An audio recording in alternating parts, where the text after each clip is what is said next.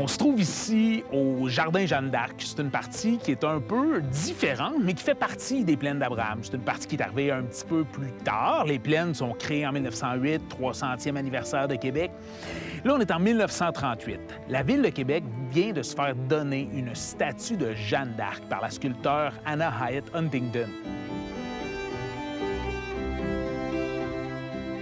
On lui a créé un écrin parfait qui rappelle autant l'héritage français que l'héritage britannique qu'on retrouve à Québec. C'est pour ça qu'on est en plein milieu d'un jardin qui est sous le niveau du parc, ce qu'on appelle en anglais un sunken garden, avec des belles plates-bandes bien fournies. C'est absolument extraordinaire de venir se promener ici. On est comme à un carrefour où les plaines deviennent un peu mystérieuses.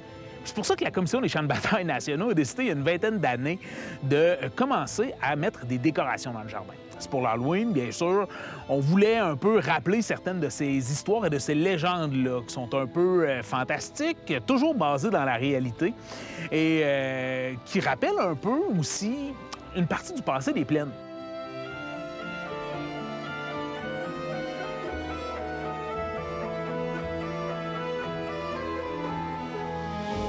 Mais on sait très bien qu'il y a des gens qui venaient faire des activités illicites ici parce qu'on est un peu cachés.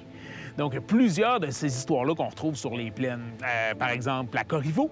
Marie-Joseph Corriveau, femme de Saint-Vallier, qui a été reconnue coupable de tuer son deuxième mari. Elle a été pendue sur les buttes à Neveu. Bien, ça, c'est une section qui est tout près de l'endroit où on se trouve, en réalité.